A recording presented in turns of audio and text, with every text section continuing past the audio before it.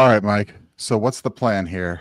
Adam Nutter, where are we heading with this? What's our first step? Well, I heard he's visiting his girlfriend, so we might as well just launch a missile into that and collapse it on him with, who cares who's in there? He's a bad guy. Yeah. I mean, his reign of terror over the podcast space has happened for way too long. He's preventing shipping lanes from allowing other podcasts through. I would really prefer a Swampcast paid for this, but I'll go with whatever the team decides. Well, 5 Till Midnight are definitely the Houthis of the podcasting world, although Halavka sounds like a Houthi name to me, so we really could have gone either way. Yeah, that's a good point. The Swampcast, I mean, they got to start stepping up and paying for their own defense. Only 5% of our audience goes through that territory, so they've got to come up with it on their own. Yeah. Well, I can't keep this going because I'm an awful actor and have no idea. Plus, we have audio listeners who probably have no idea what's going on. So we have our names here. Yeah, Michael you should have just played that off as oh shit, I just realized I let the journalists in. Yeah, that's true. What is this audience doing here? Wait, who let Jeffrey Goldberg into the StreamYard? All right, yeah, that was worth a shot.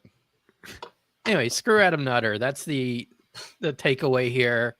So anyway, welcome to Liberty Libations. I am Zach Varnell, or if you're looking at the screen, it says Michael Waltz. I'll be changing that. Nick told me who that was today. That's how informed I am. I'm here with Zane Placie, Nick Ciesielski, and Alden Hardee. So Zane, what are you drinking? I'm back on the Line and Kugel Summer Shandy. 'Tis the season. Nice. What about you, Nick? I got nothing right now, but I'll probably go grab something in a little bit. Lame. You're supposed to do that before the show. Yeah, I didn't have time. There's always time for drinks. All I right. just got tequila and a Yingling. Nice. Mixed? No. God. Every show he says the word sidecar. So yeah. I got a tequila have a Yingling sidecar. also. Or a beer sidecar. No. Nice. Yingling All drinks. right. So let's just get straight into it today. We've already subjected the audience to enough, I think. Can we go gay into it, actually? Let's do that. You feel free to bring up the rear as we're going gay into it. So the first topic we have to cover here are these states that seem to be accepting Bitcoin. And the story that Jake had pulled up for us here is from Cointelegraph.com. It says Kentucky governor signs Bitcoin rights bill into law. So Kentucky Governor Andy Beshear has signed a measure known as the Bitcoin Rights Bill into law, enshrining protections for crypto users, as 2 other states have Bitcoin Reserve legislation advance. So the crypto advocacy group, the Satoshi Action Fund, said in March that in a March 24 statement to X, so it said at 2X, according to this. I hate making fun of Cointelegraph, but, people fall into these same... Oh, well, does it say on X? No, it says 2X. It says 2X, but I mean, it was probably a post on. I thought you were correcting me as I was about to go. No, I'm correcting this journalist stuff. I'm correcting the fact this was probably AI written or something. Yeah. Anyway, it says I was just about to make that same joke, but humans make the same error all the time. So yeah. Anyway, it protects the right to self-custody, run a node, and use digital assets. Yeah, without fear of discrimination. So that's it. That's all I wanted to do to introduce it. So let's go to you, Nick, just because I know you probably have kept up with this the most. So what do you think about all this? Does this type of thing need to be enshrined into law for Bitcoin, or, Bitcoin's unstoppable anyway? Yeah, I mean, I generally like this. I did not read the actual Kentucky text, and I hadn't really caught that Kentucky got that signed into law. which is, great. And I do follow Dennis Porter, who's the guy behind Satoshi Action Fund. I've not been able to get in contact with him and try to work with him in any capacity. But you can see the sponsor there for that bill was TJ Roberts. I think we're all familiar with TJ Roberts. He's been a long time kind of guy in the Liberty world. Didn't he start it with like Liberty Hangout, and then like when they went cringe, he eventually left and then actually started doing stuff instead of like the cringy stuff that whatever. That's inside stuff from like 8 years ago. Forever ago. You were just born. But yeah, so from the description of the bill there, it sounds very, very familiar to me as the one that was introduced in Pennsylvania back in the fall. And I do believe that enshrining some of these rights are a good idea because you do have, we've seen a federal government that's been a lot more, I guess, open to the idea right now than it has been under Joe Biden, which seemed to be really cracking heads and taking banks down and whatever for anyone involved in this, for people involved in this space. So to say, say, hey, you have the right to self-custody, which you do. The only way that would be prevented would be a law that would come in that would tell the big exchanges that are American based, hey, you can't withdraw to an unverified wallet. You've got to have some sort of KYC on any wallet that you allow withdrawals to, which is of course bullshit and not what you want. So allowing self-custody, allowing what were the other rights in there? Run a node and use of digital assets. And use of digital assets, yeah. And then I think, and that wasn't mentioned in the article here, but I know the PA one, I think one of the more interesting and important aspects of that one was that it didn't allow any taxes specifically because it was a digital asset transaction. So a local municipality or anyone couldn't come in and say, okay, well, instead of transacting in dollars, you did your transaction in Bitcoin. You now owe 2% Bitcoin tax on top of the sales tax and the potential either income tax or capital gains tax on that. So that is a big that would be a big positive too if that was included. And I think it mentioned mining, where they I think it prevented these ridiculous laws that come out about mining because people don't want miners nearby or claiming they're too loud when it's just a data center. Yeah, you can't hear anything outside of the a data sound center. of the pickaxe on the coal is just and they're not put. We've seen this with Will Bell, our friend who's been on the show, Rabbit Eye Wine, Mr. Blueberry, said they were trying to put miners in down by him, and they had basically used local ordinances to keep them out because people were afraid that they were going to take up all the electricity and raise electrical costs, which is not how this works. When it comes to mining, miners are going where they have access to cheap, reliable power that they can get under market rate.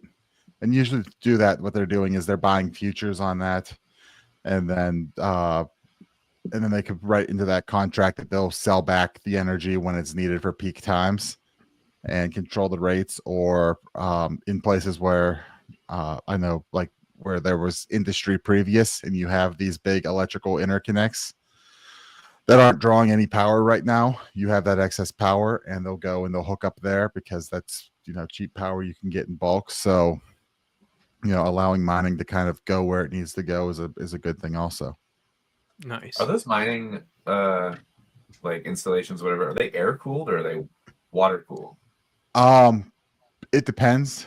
Like I haven't been inside a big mining thing. I know a lot of the times they will try to liquid cool the actual a lot of places I know try to liquid cool because they are running so high and so hot.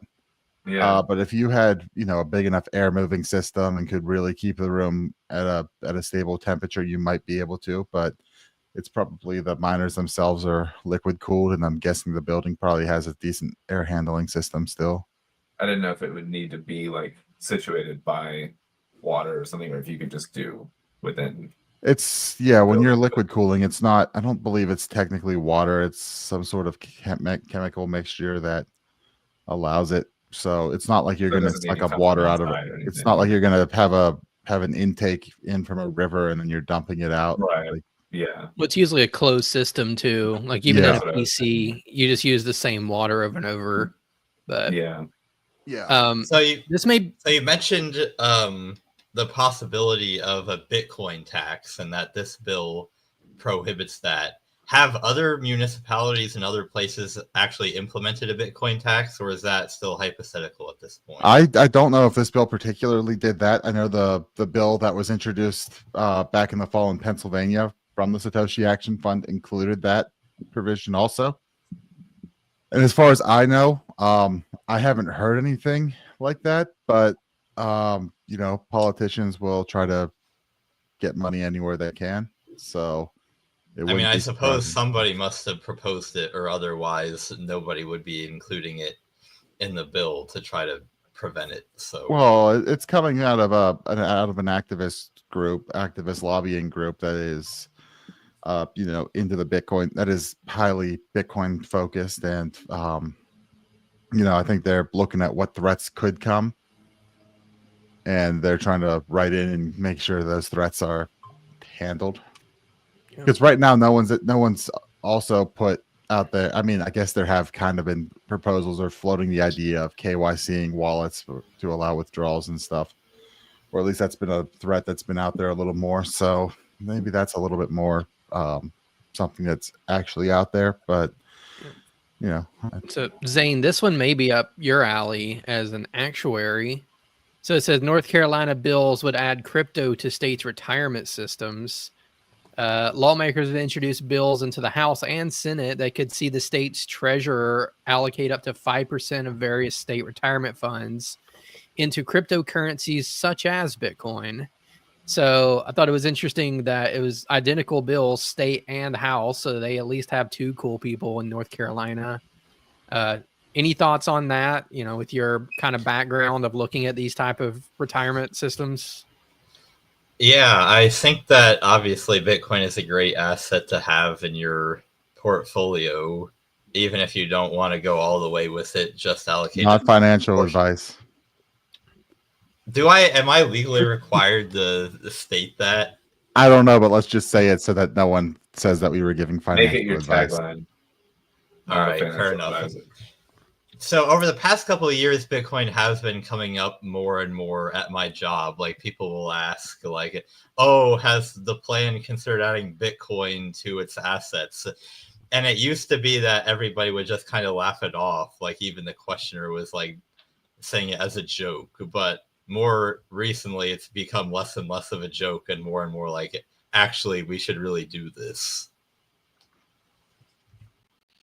Yeah. And well, do you think it's a good idea? Well, I'm not allowed to give financial advice. So, well, would you have it in your retirement account for entertainment purposes only? Is it a good idea? All I'm saying is that I own Bitcoin, so yeah, but in your retirement account, is there a difference, I guess, between having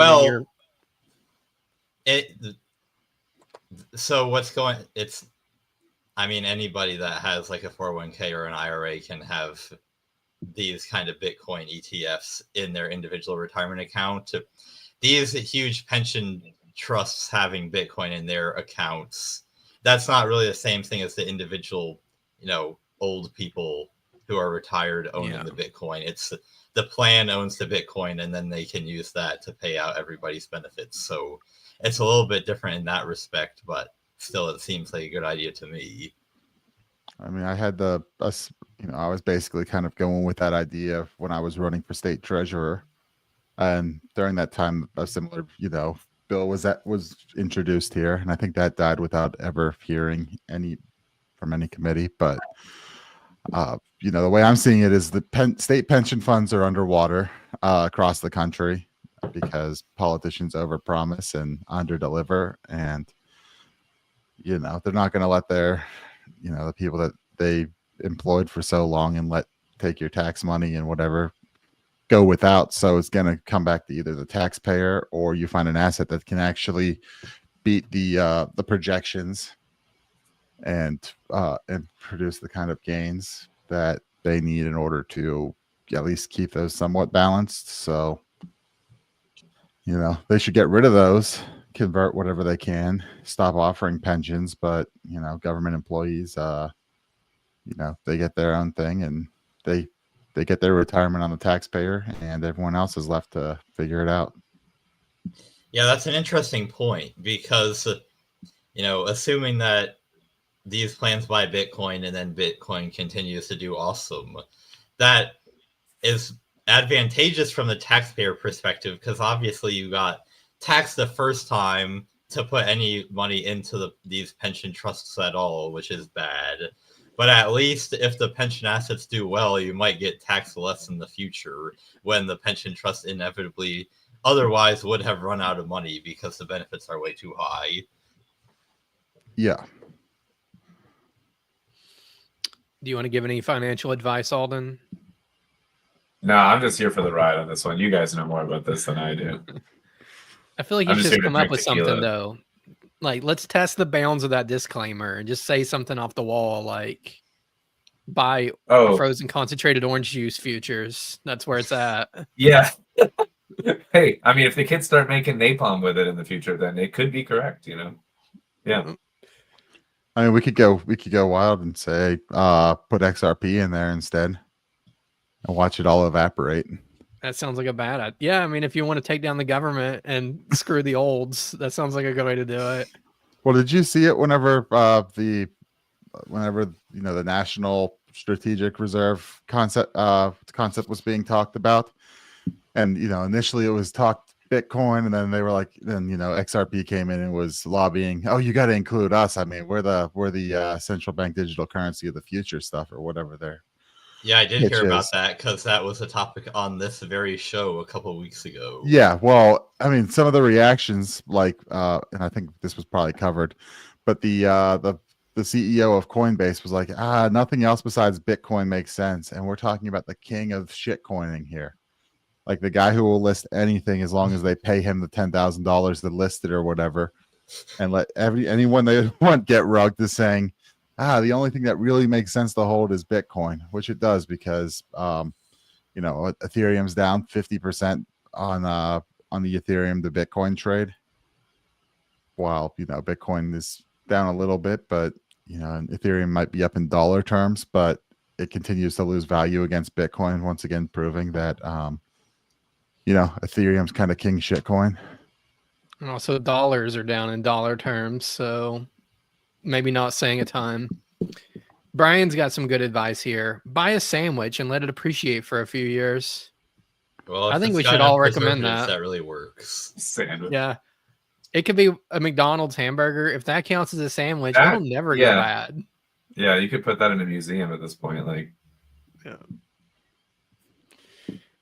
All right. Well, another comment we got, shout out to Buddy. He says, tell everyone about your fun weekend, Zach. So, I went down to Savannah and visited Buddy. So shout out again to him. It was so fun to go to the Savannah Bananas game. Anyone who gets a chance to do that should do it. The Bananas is a ton of fun. They lost, still a ton of fun. It's just constant stimulus. It was like being at a casino amount of like ADHD brain, to the point where I'm like watching something over to the side a few times and be like, oh yeah, there's a game going on. Like, it was a ton of fun. And thanks again, Buddy, for having me down, and a lot of good food in Savannah too. So I know you know, Alden. Yeah. Yeah. I miss the food and drink is great there, man. Who was talking? It was Jake who opposed the Savannah Bananas, wasn't it, last week? Yeah, I don't know. He doesn't like anything with a silly name. I can't get him to play pickleball because he's like, I can't get over the name. And I'm like, well, all right. So when the Savannah Bananas lose, is that like the one time that the Harlem Globetrotters lost to the Washington Generals? No, it's a fair match. Like, they're both playing banana ball against each other, and they're both trying to win. But I mean, and I thought the bananas didn't do as well as the party animals did. So they rightfully lost, I guess. And no one cares. It's still fun to see the other team win. Like they're cool too, whatever. So I guess in that respect, it's not like, oh crap, my team lost, but it was. Yeah, It's not the Globetrotters either. It's not rigged like trivia. Yeah, I like trivia. No, I put in for banana tickets when they come to Pittsburgh this fall. Well, August. Of course, they don't tell you if you are eligible if you are drawn for tickets until I guess about a month out. So I'm sitting here waiting, like, am I going to get tickets? Or so I think like my sister put in 2, and so like whoever kind of upping the chances of who might get it and be able to provide the tickets to everyone. So yeah, they're selling out NFL stadiums now. Yeah, they're playing at PNC Park here, and then but they're not playing the party animals. They're playing one of the new Firefighters. The other one, the Texas something about Texas something. Texas something, remember. Yeah. But so yeah, it was a ton of fun. I just wanted to shout out Buddy, who was in the comments and had me down. So that was a ton of fun. But it is already that time. Legalize stable. Oh wait, I got to play the intro. Hold on. Ignore that. You gotta do it right for. I am not fucking drunk. Well, 19th or blue. Every pretty girl deserves to go to a ball. This is everything about it's a clam. I love it. I gotta be honest with you, I feel like I'm a little bit too drunk to stand up. On Wiedersehen, asshole. I'm drunk right now. And it's important for the crypto industry. Even though you've got the meme coins, you've got the noise, you've got the volatility in the equity markets, we have been waiting for almost 7 years for this legislation. It's the first of a series of legislative moves. This is going to be the Stablecoin Act, the lowest hanging fruit. After that, Market Structure Act, which will finally determine whether Ethereum and other situations are commodities or securities. And we really need this to start happening because every sector of the economy, and I go right to the Stablecoin Act, this is digitizing payment systems. Digital payment systems are going to be a radical change in financial services. And this is the first step. This is the focus right now. And we're talking about weeks away from this move. So if you're a crypto investor like I am, the potential of just this first move is like a chess piece. It's the pawn going out to the center of the board. I see finally that stable coins are approved. I need a wallet. I'm going to download Robinhood. I'm going to put $10,000 or $1,000 or $500 into my Robinhood account. And I'm going to transact with somebody else that has a Robinhood account instead of going through a credit card transaction. I'm going to save a fortune. I'm going to save 200 basis points. That's going to happen all over the place. And so you want to own a piece of these exchanges. So I own WonderFi, I own Coinbase, I own Robinhood, because they're all going to benefit just from this first act. I keep going back to this act because it's such a big deal. It's a game changer, and we're so close. And if it doesn't pass in this round, it'll pass the next round. This is coming. I'm not as think as you drunk I am. All right. Explain that. Somebody explain that to me.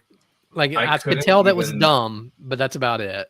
I couldn't pay attention. It was less aggressively dumb than our typical drunkard of the week. Yeah.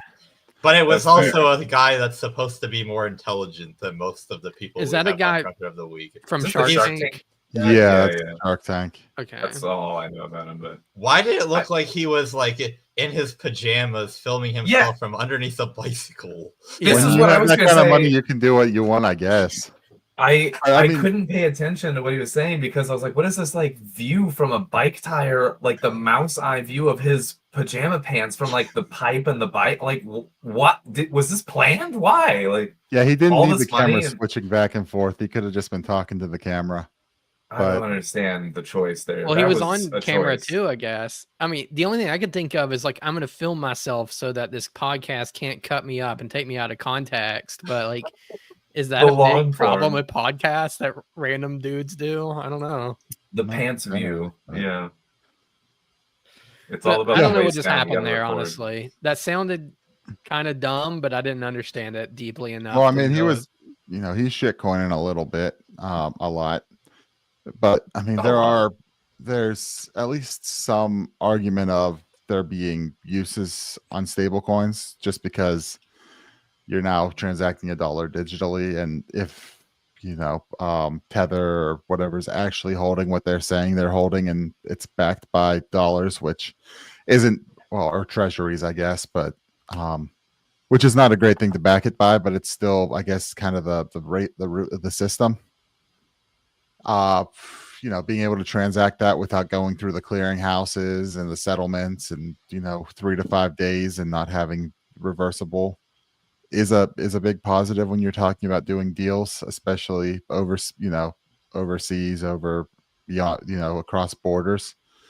You don't then have to go to the Fed and wait for it to settle with another central bank and this and that is, through the SWIFT system or whatever. So it's a so there's that. Then you've got, credit cards taking a 2% fee. And with the stable coins, if they're running it on Tron, I don't know what it is, Tron, or are they running it on Solana too? I don't know. But is that a real name for like a software? That's one of the blockchains. Yeah. Awesome. it's all in the like Ethereum type of thing, like proof of stake, which is digital fiat. And then basically like one centralized node in a giant that's basically a giant data center to process everything.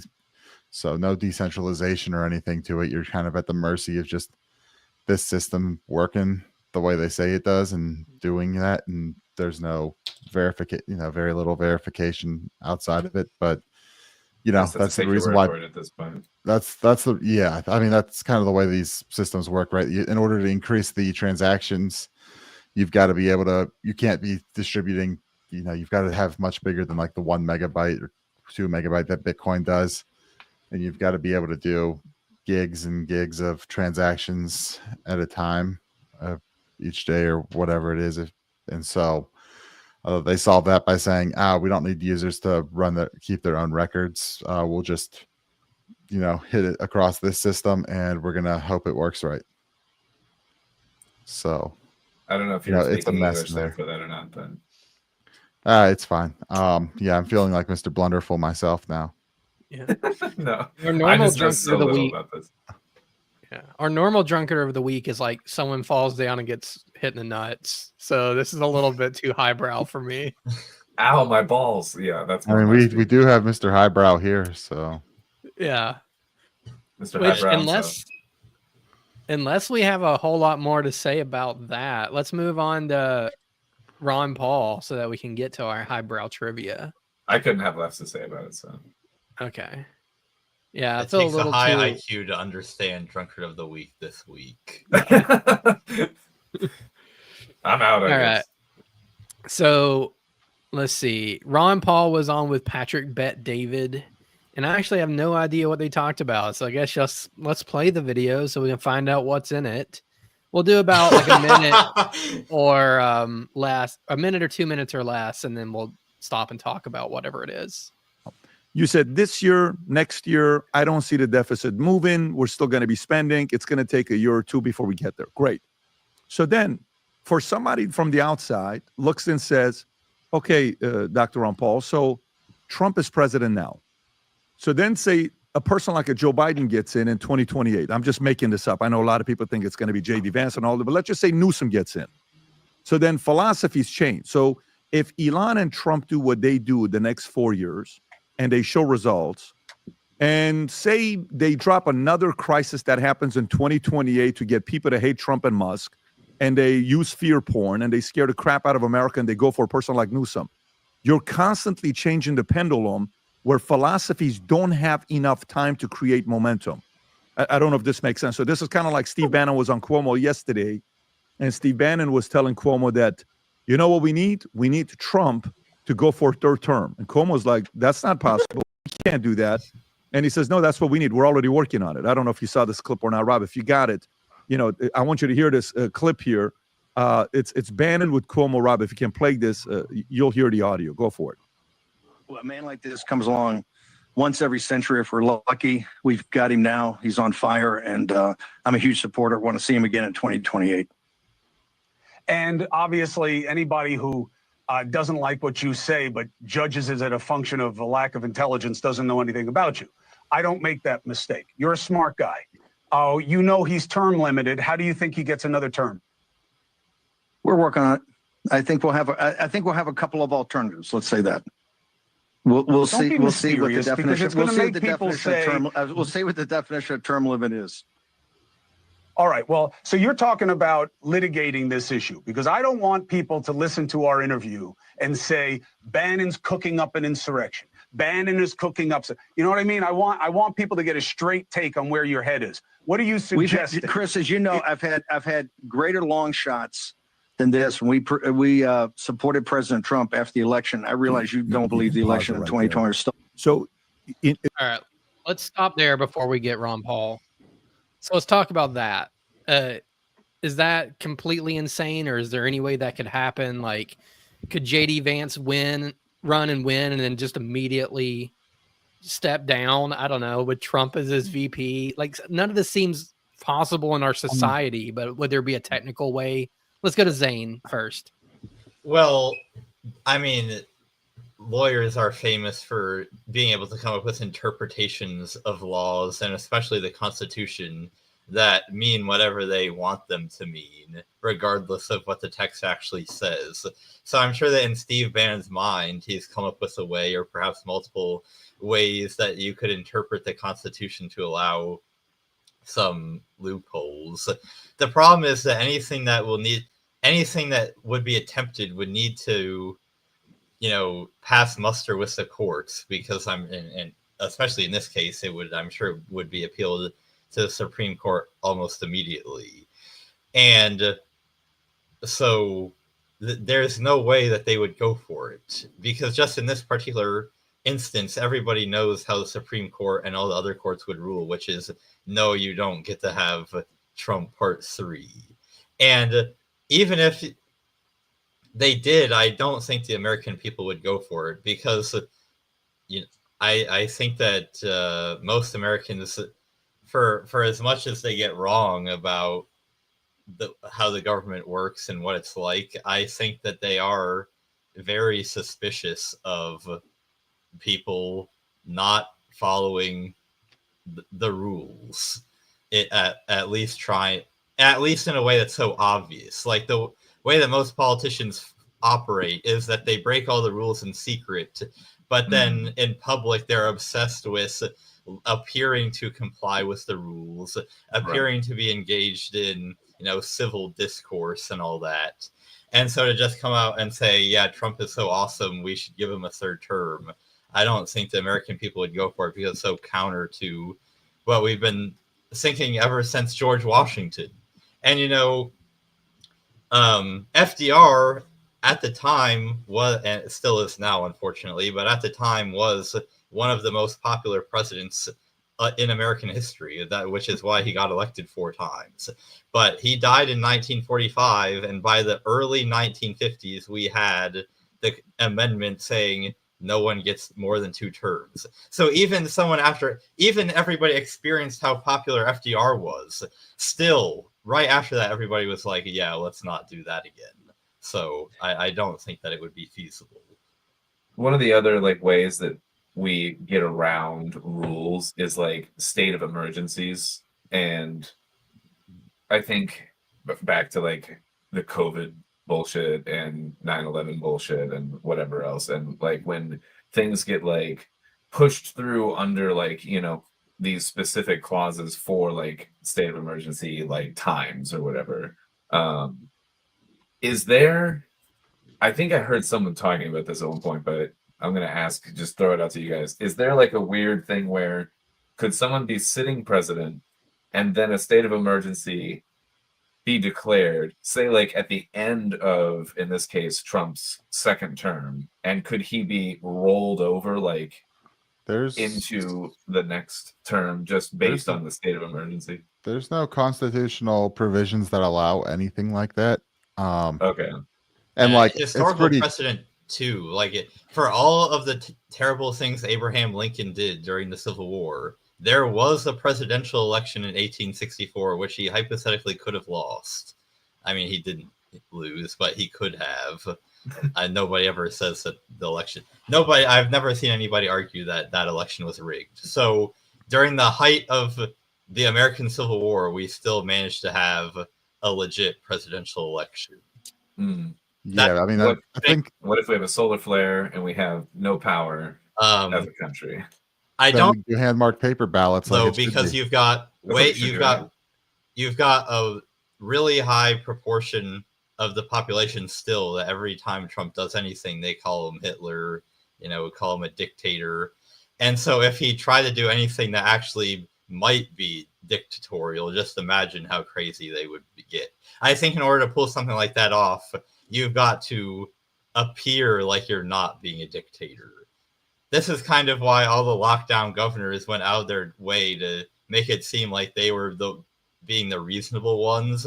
Yeah. Like, do you remember when Andrew Cuomo was getting upset about some sheriffs of rural New York counties that were refusing to enforce his lockdown orders? And Andrew Cuomo called them a bunch of tiny dictators. So he was getting mad at the sheriffs for not enforcing his dictatorial orders. And he was calling them dictators because he was playing the game of the optics. And like the weird, like sort of moral high ground. And the more that you get like the news media and other people like sort of espousing the same concepts, you get this like through repetition and through hearing it from more and more people, the populace starts to align with like a certain narrative more. Not everyone, obviously, but more the majority of people start to. And then it starts to have this sort of like moral like pretense that sort of feels like, well, we're justified in breaking a rule because of this emergency, or if it's for the greater good or whatever. And like usually there's that kind of moral buildup behind it, because people just breaking rules to be bad like won't approve that. But if it's breaking rules to be quote unquote good or to do the moral right thing, even if it's not, but like if there's painted to be, that's the legwork that I think needs to happen to get people behind it. So if you can come up with a plan for that, then I don't know. But I think it would be more likely that they could convince the Trump supporters that he should have a third term, but it'd be very hard to convince him that he can, and that it would be okay for us to do that. Because you could say it's like, his first term, they falsely called him a Russian asset the entire time, and undermined him at every turn. And it was more like, the other side or like the FBI or whatever was like doing manipulating things, whatever. It's all a mess. It doesn't matter. And then if you agree with Steve Bannon, he thinks that the election was stolen from him. So it's like you could walk through all of these things and be like, they did this, they did that, they did the other. They tried to bankrupt him. They tried to put him in prison. He should have a third term. And I think a lot of people would be on board with it, but I don't think there'd be enough people on board with like, all right, let's do it. Do you think people would, because this is the kind of thing that's really, some things are grayer and more complicated and like a little harder for the average person to see how this could be like, if the tables were turned, same principle, but turned quote unquote against you, like, politically, with the same legal move, right? But in this case, it's pretty easy to just be like, well, if red gets 3, then blue can get 3, So do you think people, because it's just hard to deny, like the flip of this would be true then, across the spectrum, I guess. And maybe Obama would come back and run against him. See, and that's exactly the point.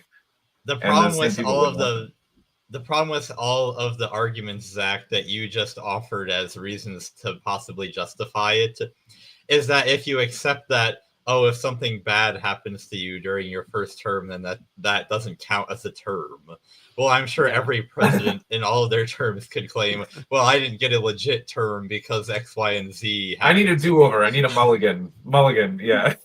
So I think there's a couple things to keep in mind here. One, you could always say, that he's hinting at one of the paths being actually pushing an amendment. I mean, they're not going to get the amendment done in time. I mean, it's going to take years to even get there, but at least that's maybe a way to fire up the base. And let's also take into account this is Steve Bannon. He could very much be trolling, because look at the attention that a statement like this gets.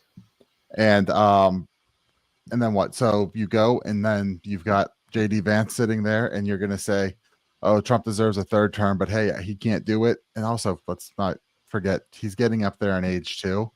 Like, by the time he finishes this term, he's going to be like Joe Biden in office aged. So, that's not something that's going to run for a while either. It's not like he's 20 years Joe younger. Biden's problem wasn't his age. It was his mental acuity. Right, but that goes away with age too. So, I mean, you're starting to run those risks. But Isn't then Trump like almost the same age as Biden? It's a couple years like younger. Just like a year apart or something. But... And then I think the so the play here could be, we're going to say third term, and then we are going to present you with someone. When we fail at any of the other paths of getting it, we're then going to present someone and say, this person is Trump's third term. This person is going to continue on, and that's going to be the handoff. Yeah. So I mean, that's very much, it's Steve Bannon. I mean, the guy is kind of a wizard with some of this stuff.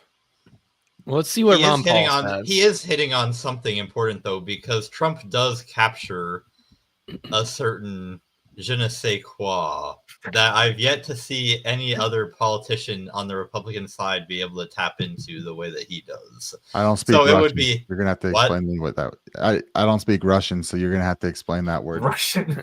It's French, so we're talking about Russian. Even worse. All right. Well, let's see if Ron Paul chimes in here. I guess the question I'm asking is, in order for us to keep a philosophy of DOGE, Department of Governmental Efficiencies, going and really teaching this, don't you think you need the same philosophy to be running the country for 12 years so everybody get locked in and saving money? Because if we keep changing administration, we're losing momentum. Yeah, well, it's not going to be 2 years or 12 years. I would ask you, how long did it take to undermine the basic thrust of the revolution? The Constitution and how it was written and what the 9th and 10th Amendments mean. That was an erosion that took a long, long time. The erosion came from the universities, and they're still there, and they preach this stuff. So I think the reason why I don't think that I'm not worried about it not being done in 6 months or 2 years or 3 years is the damage has already been done. There's been damage done by bad philosophy, but he created a monetary system and an empire. We have an empire. But they do disappear. And I think that's what's big about what's happening today. But in economics, if you spend too much money and you have a lot of debt, and then you have a lot of malinvestment, because if you disrupt the interest rate, people do dumb things because they think there's a lot of money being saved, and there isn't. So you end up with bubbles, and the bubbles have to burst. There's a liquidation period. So the sooner people realize that liquidation is good. In 1921, there was this crisis that came up, but in 1921, they were still not a Keynesian. They weren't Keynesian. That you had to just print a lot of money. In a year and a half, the GDP went down sharply, like 15%. It was horrible, but they didn't have any bailout, and everything was recovered.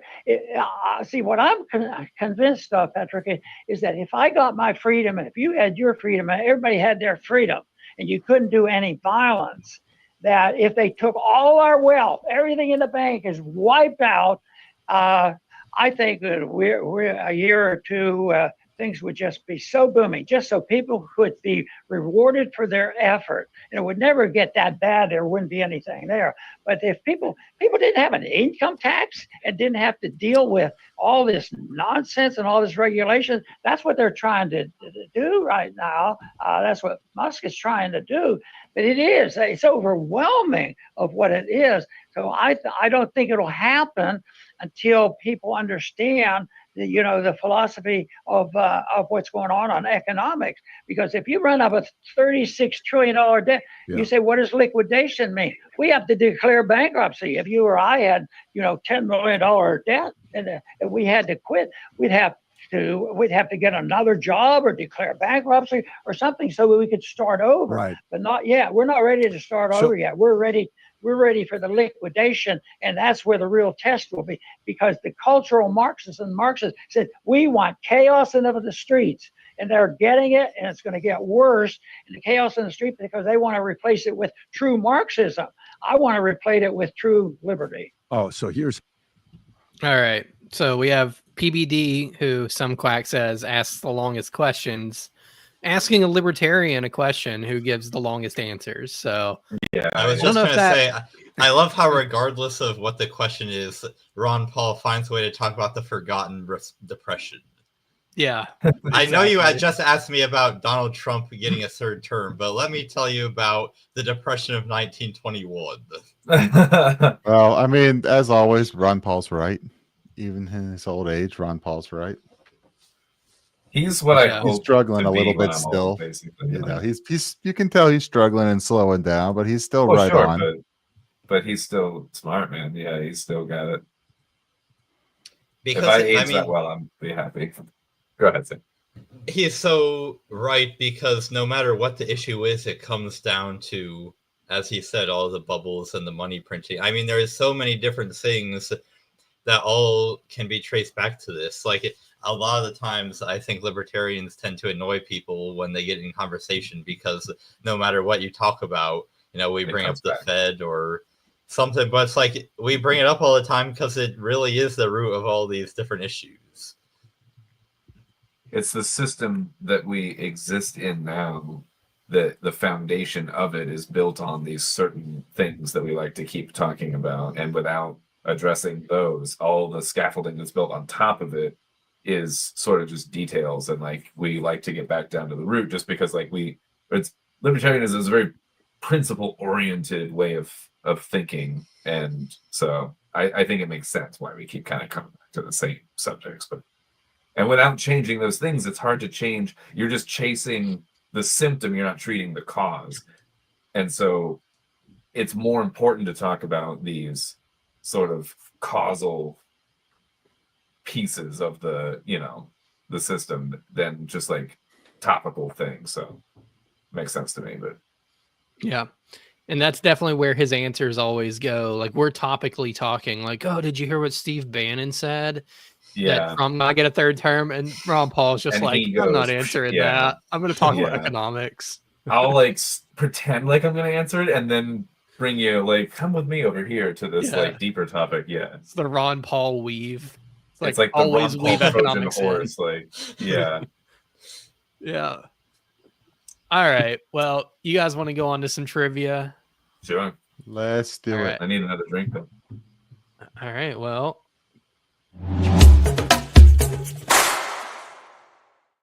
Boom. Hold on. Let me figure out how to do this. This is hard to do. I understand why Jake has me around the click buttons now. There we go. We got to find you a backup for when you have to back up Jake. All right. Oh, we need music. There's a lot of buttons to click. If we don't have the music, it's not trivia. All right. Sweet. Wrong Let me song. grab my board. I did that on purpose. Oh, I need my board. We've got to get the slides up. I do like Alden's more button board. for you to press. Alden's got that nice little tiny one. Oh yeah, this is literally just a picture frame that I painted black behind it, but it works. You art hoe. Yeah, exactly. I'm cheap. I had these left over from when I had a blackboard, and I couldn't find my blackboard, so I was just like, let's make a blackboard. Yeah. All right, everyone. Welcome to another week of Libations Trivia. As usual, we've got trivia in 3 rounds. Round 1 will be 8 questions, 1 point each. Round 2 will be 6 questions, 2 points each. And round 3 will be 4 questions, 3 points each. tonight's categories. Round 1, we've got directors by movies. Round 2, in honor of the deaths or the hopeful deaths of the Department of Education, we've got a category on education. And round 3, we've got podcast bros. I don't understand directors by movies. What does that mean? He's gonna give a movie. You got to name the director. Directors by movies. Okay. I guess. I'm in fact going to give you 3 movies, but you were mostly correct. Okay. All right, so let's get into it. Question 1.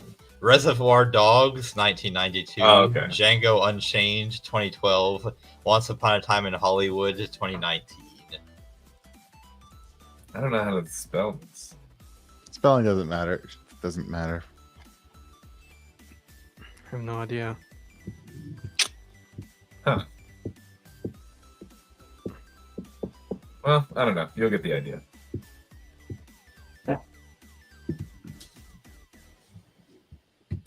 Jake usually keeps time, but but not here. I think I will declare randomly when time is up. I feel like this time I declare that right now. I mean, when we're all looking at the camera, it's kind of obvious. Yeah. All right, Zach. I'll kick us off with a Jackie Chan. Nick. Oh, Zach, you don't know, really? You have a Tarantino. Yeah, really. Okay. Bam. Yeah. I don't know anything also about says movies. Tarantino. This is Quentin Tarantino. It is indeed. Nice. Wait, how do you spell his name? Tarantino. Okay. I didn't know if it was like A or U. I had an A and then I squeezed the U. I didn't know. Like tarantula. Tarantino. Question 2. Home Alone, 1990. Mrs. Doubtfire, 1993. And Pixels, 2015. It's quite a gap in their resume. These I aren't don't know any the directors. full filmographies. It's a selected filmography. I know. I'm very familiar with some of these at least, but Zach, in the comments, Buddy is asking if you're a Mormon. Apparently because you don't watch movies. I didn't grow up seeing a lot of movies, but I'm not Mormon.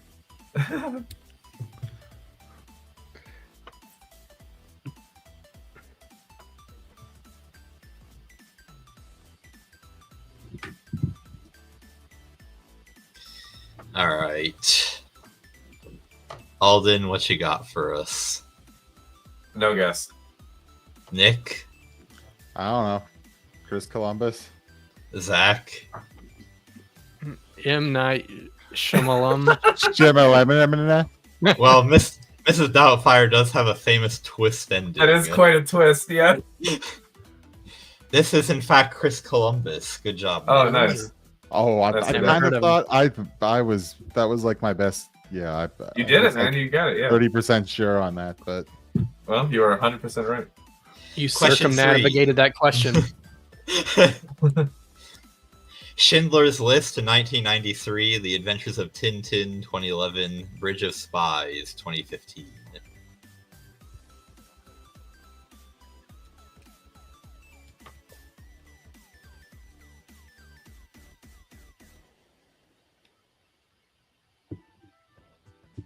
It's kind of weird to me that animated movies can have directors. Like, where are you direct? It's not like there are actors that you need to be directing. They're all you stand over the people drawing and yell at them. You can direct the voice acting, and actually the directing in animation involves a lot of storyboard directing. So you actually work more with storyboard than you do like DP. Like instead of director of photography, you work closely with the storyboard, like lead storyboard. Oh, I'm glad I asked. I actually learned something. Yeah. All right, Zach. Director McDirector face. Nick. My favorite. Spielberg. Yeah. Alden. Same. Audience also says Spielberg. This is Steven Spielberg. Question 4. I Am Legend 2007. The Hunger Games Catching Fire 2013. Red Sparrow 2018.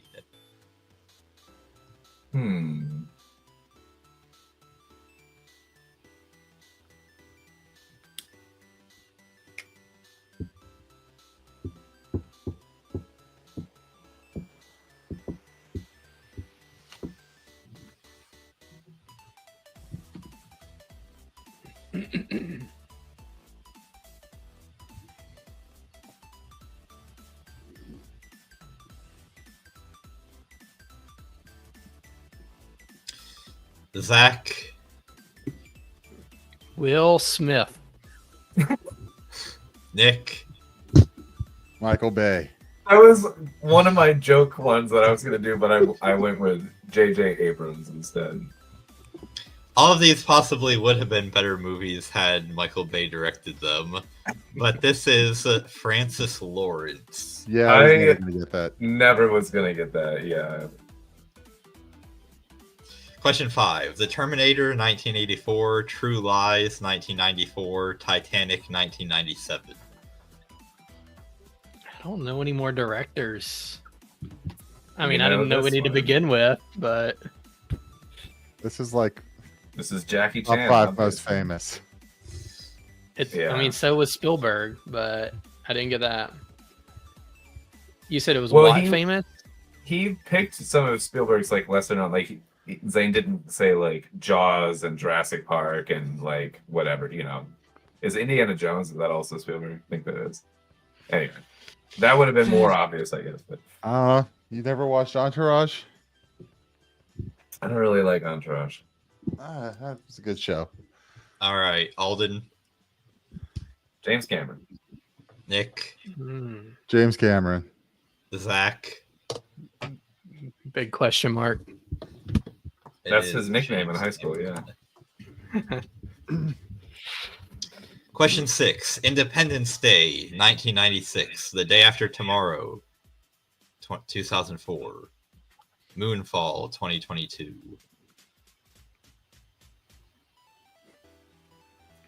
The Day After Tomorrow was such a weird movie to me because it's all climate propaganda.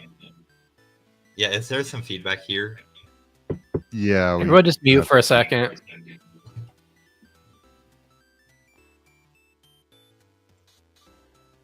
Sorry, I was trying to think. Oh wow, I have like a lion's mane. That's interesting.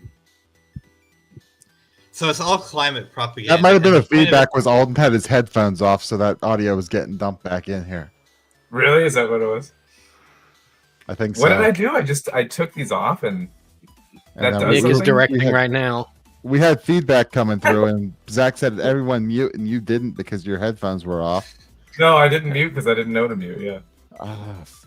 Wait, Zane, what were you saying Anyway, about climate propaganda? my point was, if you've never seen the Day After Tomorrow, it's actually a really good disaster movie, but the premise is that because of global warming, the entire northern hemisphere gets caught in like winter ice storms. An ice age kind of thing, yeah. And Moonfall is if you don't drive an electric car, the moon is going to collide into Earth, basically. So the moon will collide into Earth even if you do drive an electric car, because that one actually isn't about climate. It's just about some ridiculous. No, but I watched it, and there's things peppered in there. There's like themes in it or whatever.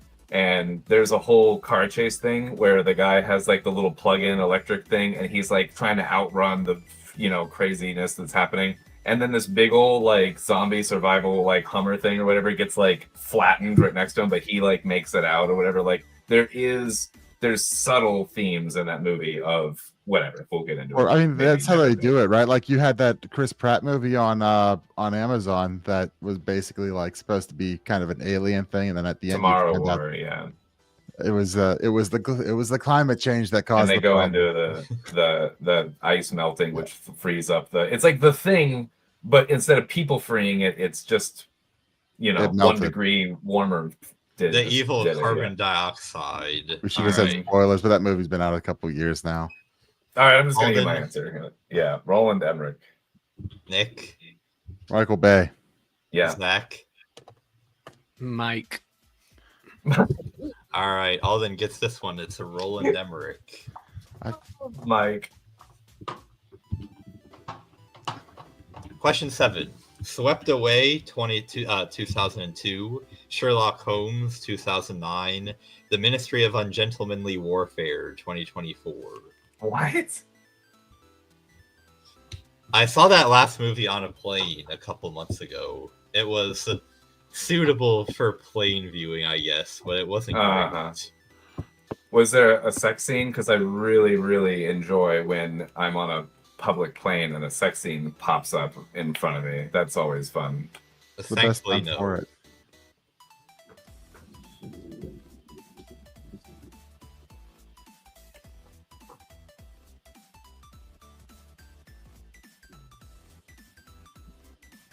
All right, Zach. Miyazaki. Nick. Robert Downey Jr. Robert Downey Jr. Oh. Alden. J.J. Abrams. This is Guy Ritchie. Oh, really? Guy Ritchie did those? That sounds like a Guy Ritchie movie stuff now while I'm thinking about it. I know Guy Ritchie's stuff back from like the 90s when it was actually decent. Those were not... I don't know what the newest one was. But... Question 8. The 39 Steps, 1935. Dial M for Murder, 1954. North by Northwest, 1959.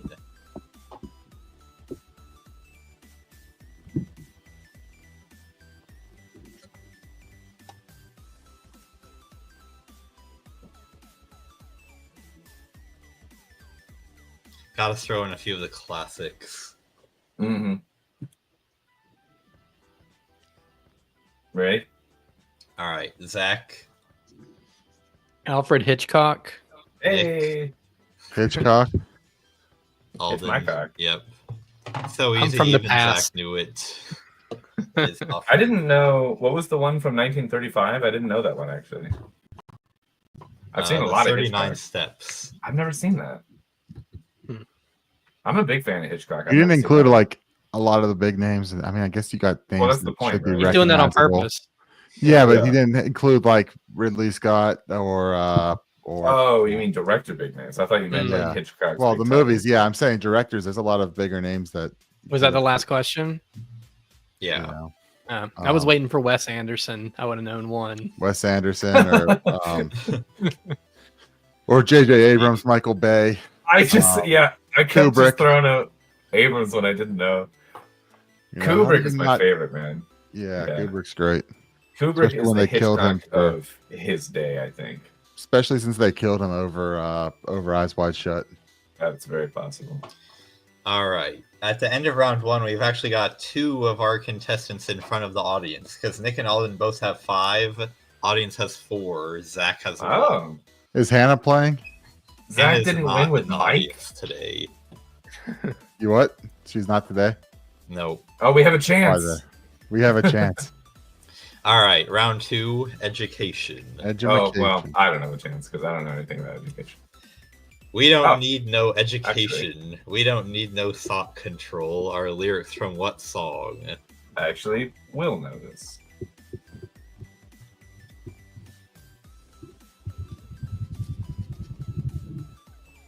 Dramatic squeaking as I write my answer here. You got to get that Foley work. You get the what? You got to get the Foley work. The Foley artist, yeah. That's fun, man. I feel like in a past life or a parallel life, like I could have been a Foley artist. In a past life, I too make sounds. All right, Zach. The Wall. Nick. No. Another brick in the wall. Yes. Alden. Yeah. It is. I started Another writing that and Brick in the erased Wall. it. I got The scared. album was The Wall. Yeah. Darn.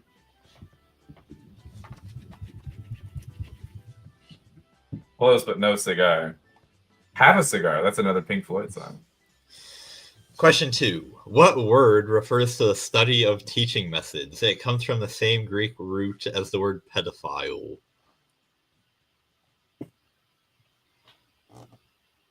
I guess because they both have to do with kids.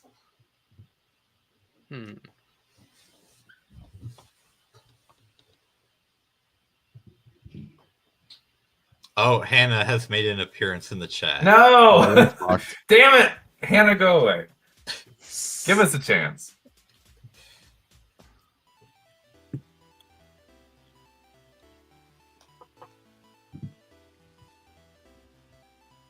The audience is declaring victory now.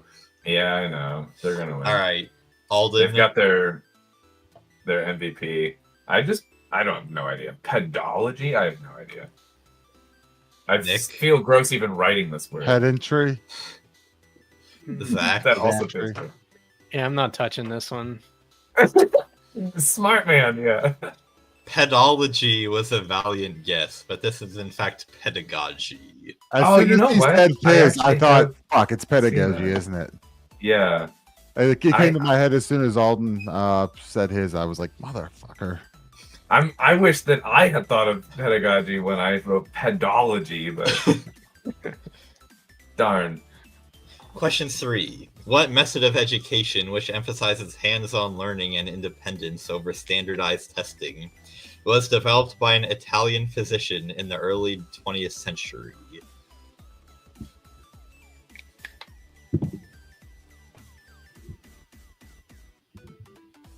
I'm so upset.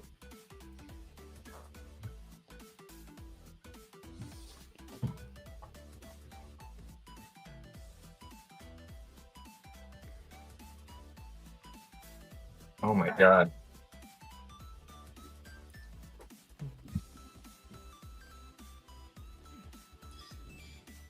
I really want to call time before Alden remembers what the answer is. And so I will do that now. Zach. Montessori. Nick. That's kinetic. Alden. That I was halfway through writing Montessori, but it's Montes. But all right, I definitely spelled it wrong. I'll give you. I was trying to. That's what I was trying to struggle. I was like O-R-I. I'm like, I don't know. Like Zach's spelling was horrible, but it is. I had M-O-N-T and then like yeah. Oh, it's S-S. Yeah. Okay. I'm like, I don't speak Italian, so. You can't count me off for spelling on a Montessori question. Yeah, for real. Like, yeah, it's not in the spirit. Hands-on learning. It's not real learning. Like, I was able to use the marker. That's good enough. Yeah. Question 4. What 2002 legislation introduced by John Boehner and signed by George W. Bush mandated standardized testing at certain grade levels to receive federal education grants? Hold on. He keeps taking his headphones off, and so you can't. Isn't that Boner? No, that's John Boehner. Boehner. You can call him a boner because he is one. Was He one? Is sells he weed dead? now? No. He's not dead. I don't think Yeah, he's really that old. Yeah, he's not that old. He sells weed. I'm gonna check how old John Boehner is. He That's is Boner. 75. Okay. He could And he be can dead, still get a but boner? He is a boner. He's the boner. Do you know that Dr. Seuss's first book was The Big Book of Boners or something like that? No, really? Yeah, That's but good it was like trivia right there. back then it meant like boneheadedness. Oh, like when you pull a boner, like okay, Yeah. an ow my balls kind of thing again. All right, Zach, No Child Left Behind. Nick, No Child Left Behind. Alden. Yeah, in No Child's Behind or whatever. Yeah. Well, we did say we were gonna go gay into it, so it is No Child Left Behind. I'm not even gonna ask how you know the gender of the child, but okay. I mean, this was legislation from before Zane's birth, so. Not quite. I was alive. 2000 even or 2001 or 2000. I was not conscious, but I was alive. I would argue that's conscious. You just don't remember that you were just. Perhaps a debate for We don't another know. time. Yeah. Fair enough. Question 5. What society is also known by the names the Order, Order 322, and the Brotherhood of Death?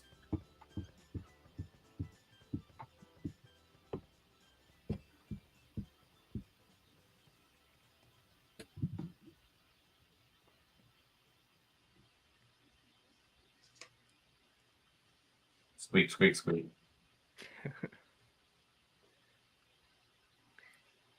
I'm not sure about this one. I'm throwing out my my best guess, but yeah, there's a lot of weird secret societies, so I'm just gonna name A1.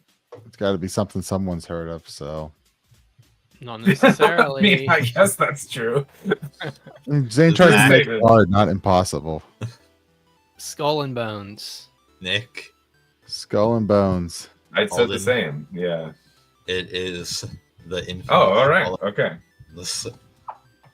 I'm glad I was right, but also we all got it, so it doesn't matter.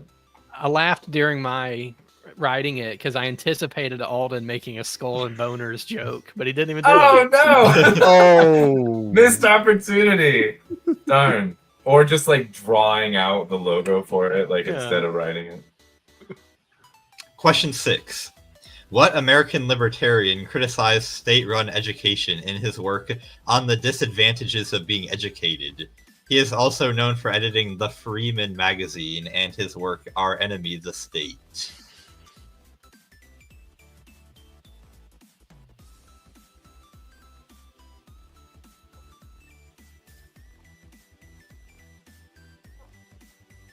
I'm gonna pander a little bit. This isn't pandering, this is real knowledge. I'm gonna see if you give me a pity point. Don't do that, by the way.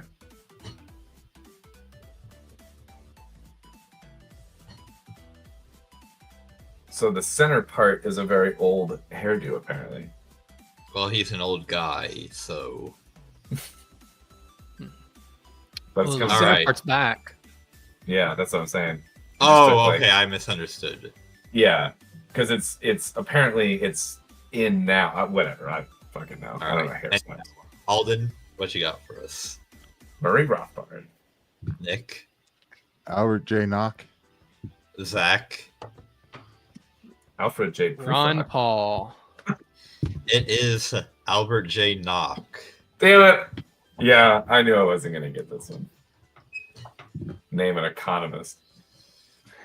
He wasn't maybe he was, but anyway, at the end of round 2, I've got Zach with 7, Nick and Alden both with 13, and the audience with 16.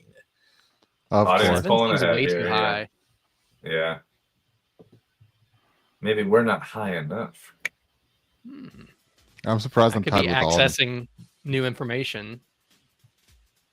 All right, this is where I can If we do it. throw Maybe. movies in the mix, I can do pretty good.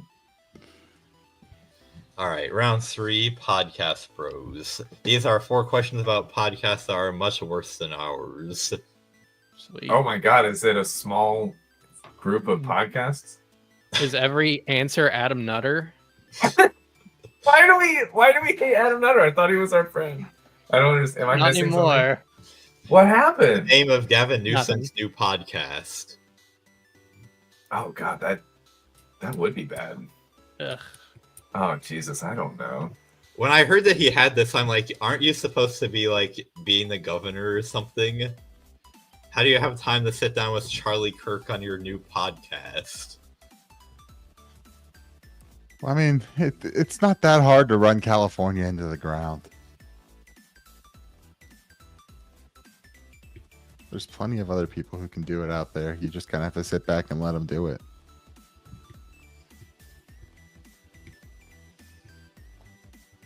I'm changing my answer.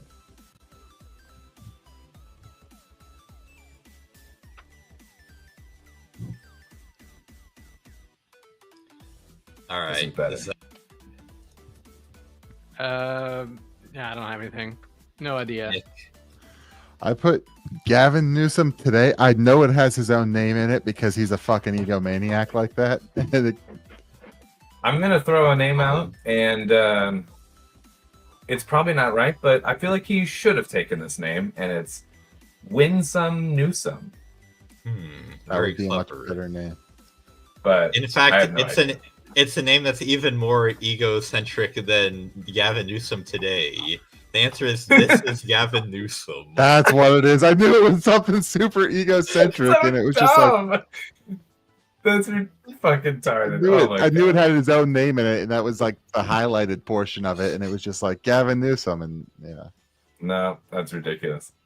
All right, moving on. I wish Question I didn't 2. know that. Who is this man?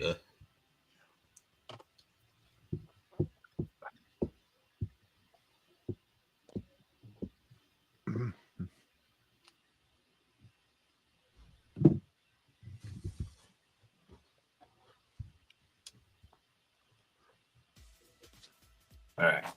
Brian says it's you, Alden. I mean, Could we argue got it's kind of the Zach. same kind of redneck facial hair going on a little bit. Yeah. I mean, if Zach just cut his hair down to a mullet, it could be Zach. I had a mullet for the first like 8 years of my life. Then I went bowl cut, not by choice. So we should get extra somewhere credit on Shaggy. if we know his full name, because he has a crazy full name. Extra credit. Speaking of, you're carrying over the education theme here. Yeah. Alden. Theovon or Nick. Theodorius, maybe. Theovon. Is it Theovon. V-O-N? I didn't know if it was. It's a Oh, stage it's V-O-N, name. yeah. I think, Oh, but- okay. I put V-A-U-G-H kind of N, like, because I haven't seen it written in a while. I don't know. Yeah. What's his first name? What's his full real name or Let me whatever? see if I can look it up. Oh, you don't actually know, so you don't get the credit. No, it's Theodore Capit. Yeah. How do you even say it? Capitani von Kernowski. Oh, wow. Okay. Yeah, I can't. He sounds like a definitely- 19th century German baron. It does. Yeah. That's exactly what that sounds like. That's funny. All right, question 3. And yet he's Chris- like a Louisiana Bayou redneck or something. Like, that's funny. Go ahead. I'm sorry. Chris Williamson, Suzanne Humphreys, and Scott Payne are the 3 most recent people to do what? What's the genre of this? Oh, podcast. Podcast. Okay. Yeah.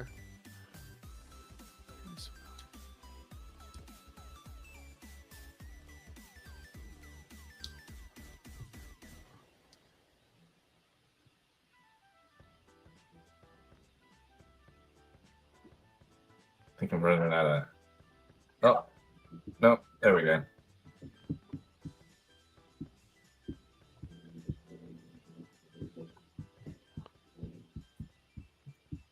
Sorry. Might need to move to my pink pen next.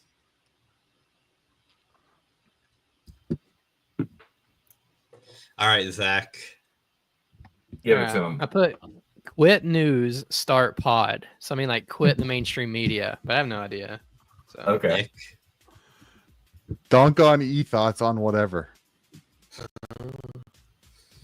Alden. I put Eiffel Tower, Eiffel Tower. but publicly, All right, so I wrote this question yesterday and actually had to update it today because a new Someone else episode joined dropped. the club. These are the 3 most recent people to appear as a guest on the Joe Rogan Experience. Ah, Nice. I had no idea. Last Good question. on them.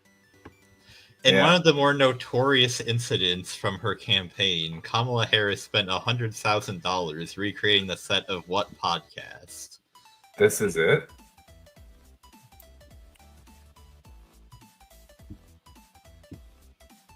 Oh, shoot. Oh, Zane. I didn't see it. But I hate when I do that. Oh no, because I We all legitimately can't unsee that now.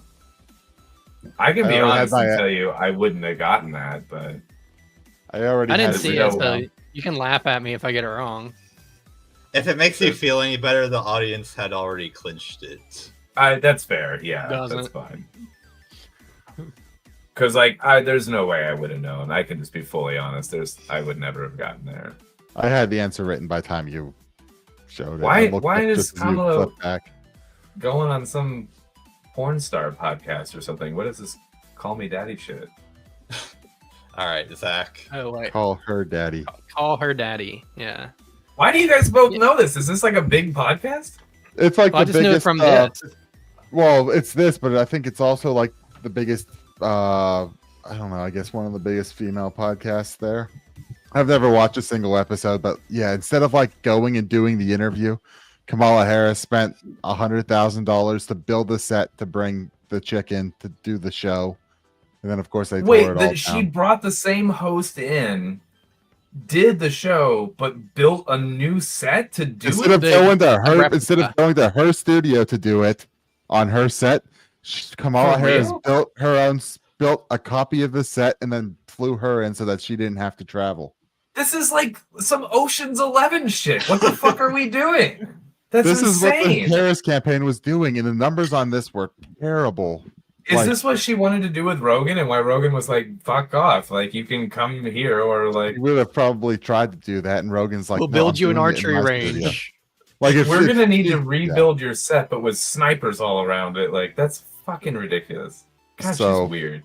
Yeah, And then everyone's like, she ran a great campaign though. I'm like, yeah, when you spend $1 billion and lose, that's usually How much- considered great. How much money did it cost to build this room with picture frames on 2 lame $100 grand. gold chairs? Yeah. See, this is all we need to do is just point to this one example and be like, thank God this woman is not running the country. That's it. This is it. This is the perfect fucking example. I could build this room with fucking $729. Like, what the fuck are we doing? This is fucking green screen. It's on a soundstage, so I'm guessing it's on a soundstage. So this room was built. It's not just like a room; they constructed it probably to the same dimensions, got all the same stuff. And then you're talking about the audio equipment also, and then the time to probably make it all happen in like 48 hours or whatever. Or you could buy a plane $700. ticket. Yeah, for $700. Yeah, exactly. But like the far numbers less. on this were just like atrocious compared to like Trump on Rogan. Like it was like I think just like the core audience of this watched it, and everyone else was like, "Yeah, I don't need to see her on like on the show about how to be a thought."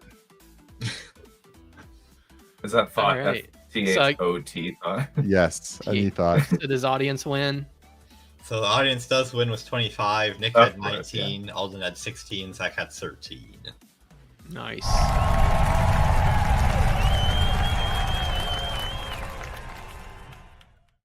Well, at least I won, image scares me. except for the audience. So I that's won always except good. for the audience. Well, the audience is so hard to overcome because the way The that audience is a it's currently default set up. win. Yeah.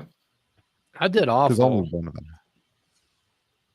That was my worst I did showing alright. ever, which is kind of saying something because I'm normally pretty bad at that. I'm like the anti-Zane. I'm dark Zane. I did good when we were doing movies, and then we got into education, and I'm like, burp. I don't know. Yeah, you pulled Roland Emmerich out of nowhere. No, Roland Emmerich, I know. Yeah, that one. He also did 2012, which is potentially another That's climate right. catastrophe Yeah. kind of movie. Yeah. I remember that. The funny part, I remember when they were advertising that movie, and I made the bet. There was like I was in the mindset in the December 21st, 2012 thing. Yeah. And one of the guys on the Mayan football calendar team was making a whole thing about, oh, it's gonna happen. And I bet him $20 that the world wouldn't end.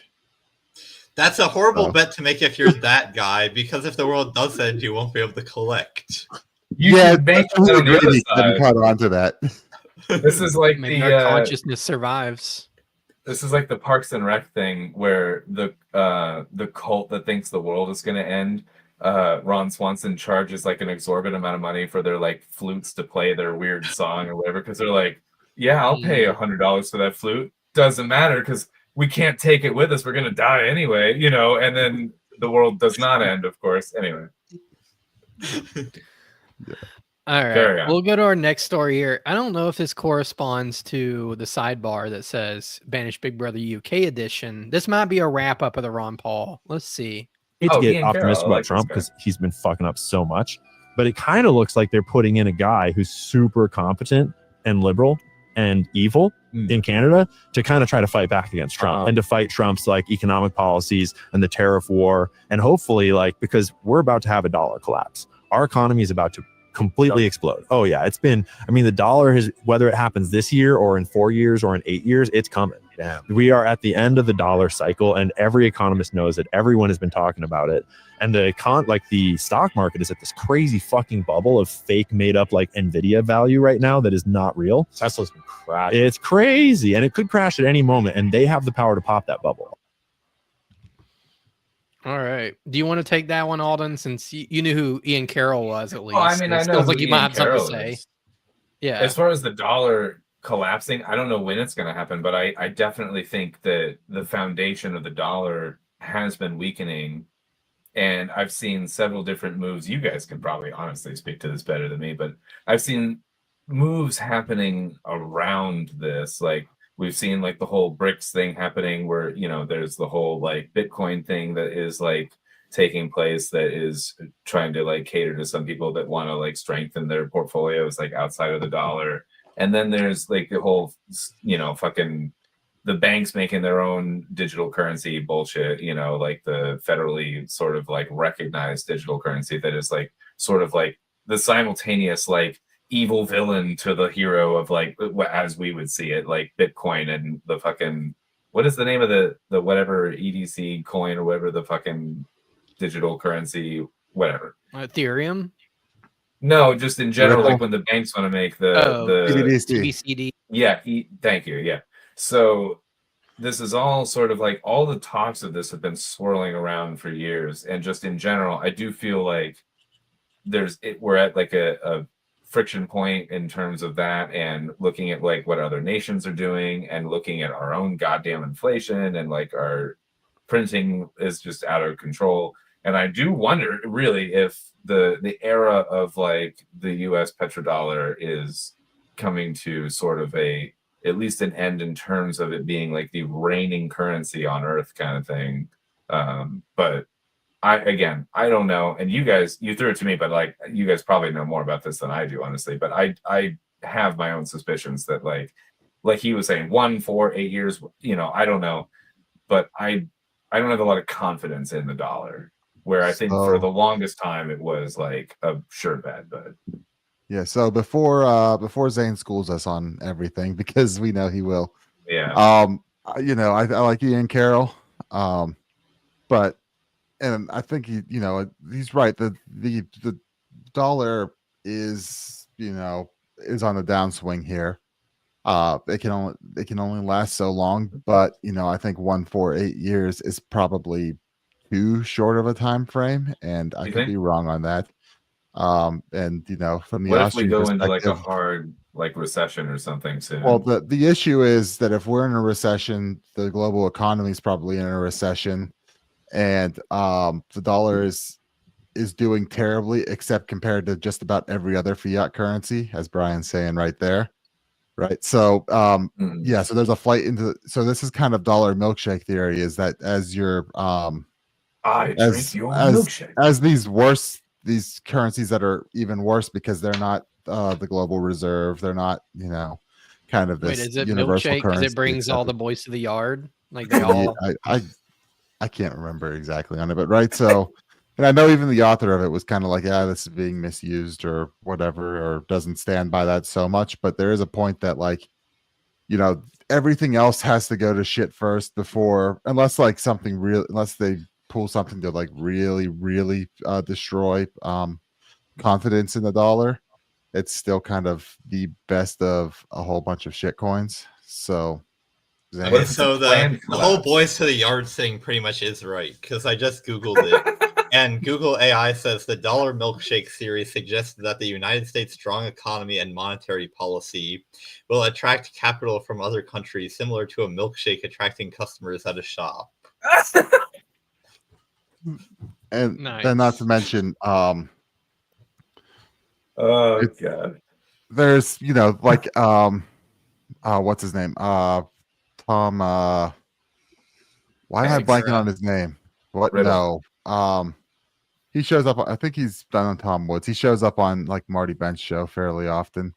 He's got this whole running theory that like, yes, the Feds are. I think he gave a speech at the Mises Institute also, and kind of, I guess, was a bit of a heresy on that because it was no, his podcast, Gold Goats and Guns with Tom. I'm blanking on his last name. Not Old Goats and Guns. Yeah, that's the name of his Old show. Goats and Guns. And with he's. Do Tom they shoot the goats? Luongo. Luongo. Yeah, that's right. The so goats he's got shoot this the running, guns. So he's got this running theory that kind of makes sense that the Feds, that Jerome Powell is actually fighting on the side of America right now, as much as like we dislike the Fed, and that Powell's whole mission right now is to crush Europe in the ECB. Meanwhile, like, you know, Janet Yellen was, you know, on the side of the ECB. So so what has to happen before you could end the Fed is that you have to let Powell Wait, is crush the ECB ECB European Banking Central Cartel? Bank. Yeah, you've got to defeat Davos, but it's the European Central Bank. You've got to defeat Davos before you can. Okay. So right now the Fed's actually, I guess, our friend in this because they're taking on the Davos side of things. Nick and is the Fed. He's got a whole thing on that. Well, you have to. It took a lot of listening and a lot of overcoming, like that whole and the Fed thing to come up with. Okay, maybe like he's got a point here, and I think he gave a speech at the Mises Institute on this, and like he said, I think he kind of said he felt like the heretic, and no one wanted to, and they kind of wrote him off on that. But he's got a lot of good points on it. So, there's games like that going on where, you know, is the Fed trying to crush Europe first, and then, you know, worry about it. When does the world end? Well, but you know, some of the points are like, you know, Powell pulling us off of LIBOR and moving us to our own London interbank offered rate. Yes. He took us off of LIBOR and, you know, moved us onto SOFR, which instead of being set by, you know, the centralized cartel in the city of London, it's a I guess a slightly more market rate on SOFR. So all right. Well, let's move on. I would say Zane would have better answers than me on some of this. Well, me, you know, I'm ever the optimist here. And whenever I hear somebody say, oh, I guarantee the dollar is going to crash, you know, within the next X years, I'm always like, you know, people have been saying that for decades. And although the dollar has continued to be inflated away, we have yet to ever see a dramatic crash all of the sudden. So it seems to me like the much more likely scenario is that the value will continue to be deflated away as usual, but I don't see why all of a sudden it would like be even worse. I mean, it's Austrian 101, right? You can't actually predict timing. So all right, well, speaking of Europeans somewhat crash, you know. Yeah.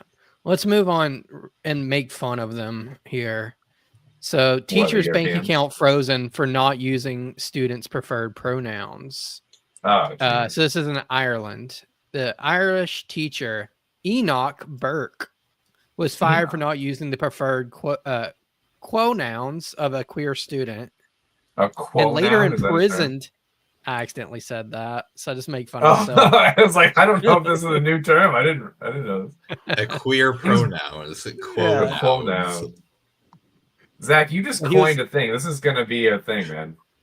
Stop trying to make fetch happen. But is it like a slur, or is it going to get hijacked and used like respect my pronouns? No. Oh, Zach just made a new slur. Oh, no. So anyway, so that's how things are in Ireland, I guess. And now people in the comments are calling for Conor McGregor. Conor McGregor. Yeah, I don't think Conor McGregor is saving Ireland. Did you see Conor McGregor in the fucking what was it? What was that White remake House?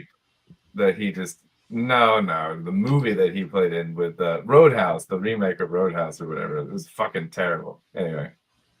More movie trivia. Don't watch the Roadhouse remake unless you want to just laugh at how bad it is. But and then here's one. It looks like in England, man takes some photos of the landscape with his smartphone. No, that's in portrait mode. That's it's in what? It's not a landscape, mate. It's a joke. It's sorry. It is. This is in portrait. So sorry. I get terrible it. joke. Carry on. I was taking it very literal at first. I'm like, no, that is an error. You're right. No, I'm being ridiculous. So a man was taking some photos of the scenery. Some phoners. Some phoners. That sounds like a British slang. That sounds like a British Photos word, of a boner, man. It's like, yeah. boy, let me get some phonas. You want to take? Oh, you got your phono license, governor?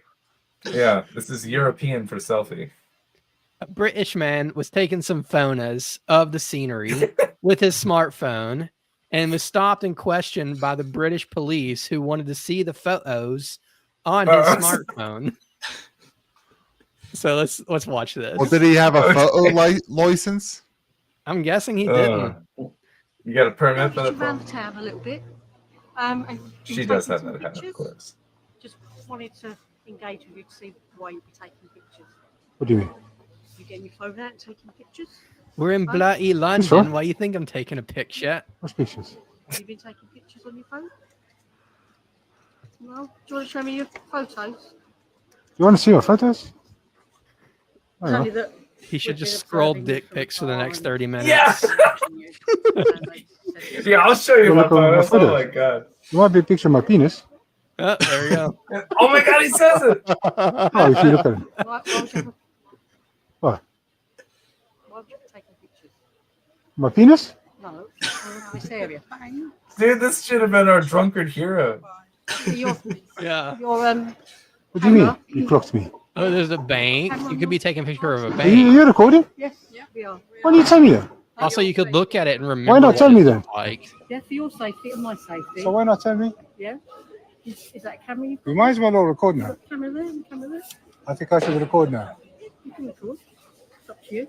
So What brings you here to be honest, I noticed you following me. Yeah. Why is that? What brings you? Like what? Like Taking looking up photos. at the banks and just the way you've been acting. Really?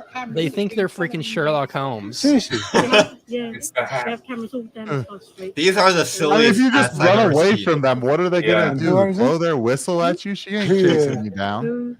Who's the operator of them company? The game is I afoot, mean, you see- and we you found see some these- dude taking a picture.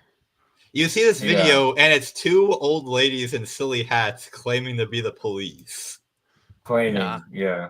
I mean, they're worried about this. Meanwhile, there's a whole bunch of Pakistanis grooming children, so they could be Well, going that'll doing get you thrown important in stuff. jail for saying that.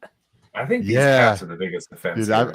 I'm pretty sure if I I was gonna there was a thing where whatever one of the cops there's like we will extradite anyone who breaks our laws or whatever, and then I think a whole bunch of people just started making fun of him from here. Yeah, extradite us from America to You better watch out, or else you'll end up being deported straight into an English prison. You better watch out. Yeah. You better not shout. Sorry. Really, at it's least just a you know normal all the- British household, but they make you eat beans on toast. Well, I mean, think about it. The worst thing that could happen there would be, I guess, the immigrant gangs, but none of them are in there because they won't arrest them. So you're good. But you're safe because there's no guns, right? So you You're don't not need to safe worry. from the Marmite, though. The Marmite on a butter knife. It is absurd because these people think that had they Marmite in so have caught they've caught some like mastermind who's out there planning a bank heist. Like, oh, Yeah. he took a picture of the outside of the bank so that he can go Of home the- in Ocean's of the 11. muffin break here, yeah. Like just earlier before this, I was listening to I don't know if you guys ever listened to like what Bitcoin did with Peter McCormick. He started his out, he rebranded his This show is to why just you know Peter more McCormick about Show. Bitcoin than me. Yeah. And he just had a guy on an episode I just listened to. He's had a couple of them, but of talking about the grooming gang situation in Europe and this guy in England, and this guy was talking about literally how it was like came from the elected officials, the local elected officials, to cover it up and pretend nothing was happening, and then arrest anyone who was, including himself. He got raided. This guy got raided multiple times for speaking out on this, and this was a guy who, I guess his job, he was working for the government, like countering extremism, going in and like identifying and helping, I guess, like kids avoid getting into that, being drawn into that stuff. And when he started saying, "Hey, no, actually this stuff is real," the guy admitted he was like on the left, and as soon as he started speaking up on this, he was immediately, far right extremist and this and that, and but they got a real problem there. And I mean, talking about like up to like mid or high level government officials just like pretending that this stuff wasn't happening, or not even pretending it wasn't happening, actively covering this up and not and directing the cops to go ignorantly harass and actively. arrest and charge the people exposing that it was happening. Yeah. All right. Well, here's a going segment. on a long time at this point. Yeah. Here's a segment for you, Alden. All right. Don't understand how you even think to create a shirt like this. Amy Sabel's father was killed in the September 11th attacks. She was beside herself when ads came on her social media for shirts making light of the Twin Towers getting hit by a plane. What in the world? Was that it? That was very short. I did not see this. The airplane Garfield running into 2 lasagna towers, and it said 9/11. Yeah, I'll take 9/11 orders of lasagna. And then there's, I mean, that's in poor taste, but I don't know if it's newsworthy. Like, well, this is never forgetty, and it has pasta explosion. And then there's a 7-Eleven. 9/11, and some others. One of them that's not very clever at all. It literally just has a plane in the 2 towers. The Nike swoosh with it going through the building, that's fairly clever. But I mean, it has, right? So it takes 22.3 years for a tragedy to become funny, according to South Park. We are How past many that years time was it? frame. 22.3 years. 22.3. Yeah, we're in the era of it being funny, apparently. It's Yes, supposed it to can be funny. Well, but that's broadly speaking, that's not to someone who lost someone in the event still, because generationally we're still connected by people are still alive who lost people, so. Yeah. So 22.3 years, directly, Alden. 22.3 years. I mean, I'm not going to argue with. What up, y'all? Our fearless leader. Oh, jeez. I only dropped by to say new episode of the Cascade Effect comes out tomorrow, everybody. Fearless leader comes on for shameless plug and leaves. All right, perfect. Wait, you mean you don't want to talk about Garfield themed parodies of 9/11? Oh my goodness. I thought you're acting like you're not the one who made the show. That's so strange. These are How all did new that topics. get in there? Gosh, I thought when it said Neo and 9/11, I thought it was going to be because someone threw in our chat the in the Matrix, Neo's license said it expired on 9/11 or whatever. it was. I forgot to throw that link to Zach earlier. So the title has nothing to do with. Did I was someone like, actually go okay. back and verify that? Oh God! Like, I thought in we were the going to have a actual whole movie? talk Because about. like I the need Back to to go the watch it. Future I'm just thing, going to there watch were it. Back to the Future. There were memes that were making it be a whole bunch of different years over the years. I haven't noticed it he was before, but traveling to, so is it in the first one? Is it when he's being held by Agent Smith the first time after he tries to escape the building and all that? Like I don't know. when he I still thought thinks Steven he's was in going to the be on this episode, so he's the one who put it in the chat. Yeah, he mentioned it, but also you didn't put it in the actual links. So we're only talking about it because I brought it up. Like, oh peek my behind the God. curtain. If you want to see the inner workings, join the Dollar Media Club Yeah. at PCC.network. You can Yeah, because apparently the only place to see this is in our fucking Discord, apparently, because we don't even put it on the show. Oh my Here God. it is. There it is. There's the image of it, yeah. So Thomas Anderson. I think that's the scene where they're going through his file. This and one's Agent different. Smith is talking to him, but It says September 13th. No, that's the. Oh, that's not the expiration. No, the expiration date. That's the date of birth. The date of expiration Very is the close. 12th of 01. Yeah. Someone's got to double check that. And there's a September 12th as well. What is that? That's weird. That's the date it was issued, September 12th, 91. So we've got an 11, a 12, and a 13. That's bizarre. Yeah. Well, it wouldn't be the first time. I haven't noticed this particularly, but I got to go back and watch this and pay attention to that scene. I think that's when he's being interrogated by Agent Smith in the first one. I think that's the only time his like passport would come. Yeah, that would make sense. But there's so many scenes in movies where the 9/11 like numbers just come up, especially in the movies that are in like the like mid to late 90s. There's so many things like leading up to 9/11 or whatever. In The Patriot, which was like 99 or 2000 or something like that. Yeah. Mel Gibson is in the beginning of the movie. And it's a lot of the times it's in the beginning of the movie, which is interesting. It's like setting the tone like thematically for the movie. And he's doing the whole thing where he's like trying to not be a soldier and he's trying to make fucking chairs or whatever. And he's like 9 pounds, 11 ounces. Perfect. You know, it's perfect. He says perfect twice, like the two towers. And then the chair, he sits on it and it breaks. And then in Die Hard, in the, again, very beginning, this is like the opening of the movie. Bruce Willis is on the plane going from New York, by the way, to LA. Yep. And he's sitting next to a guy and he's talking to the guy. Remember when the guy like sees his gun, like, and he gets nervous, whatever. He's like, relax, I'm a cop, you know? And so, but first the guy said, I'm a whatever. I've been doing this for 9 years. And then Bruce Willis is like, relax, I'm a cop. I've been doing this for 11 years. So there's that banter back and forth at the beginning and you get the 9 and the 11 theme. Both of these numbers in each case are arbitrary. They could have been any number, but they are those numbers.